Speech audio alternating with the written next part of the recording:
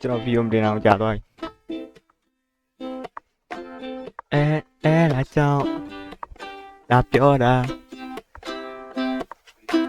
ဘယ်တွေပြောင်းနေလဲတောင်ကြာသွားပြီဒါဆိုတော့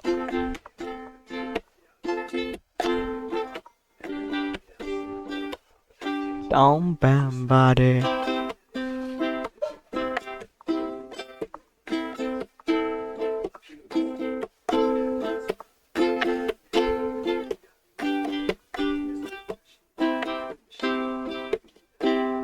Discord join တာပါ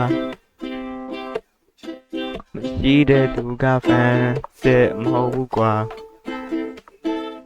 ကျွန်တော်လည်းဖန်တယောက်ချင်းကိုခင်ပါတယ်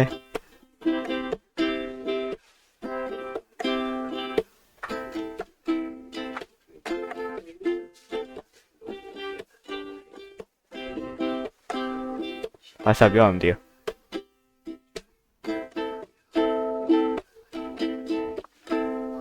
တကယ်ဘာသာပြောလို့ပြောမှမသိဘူး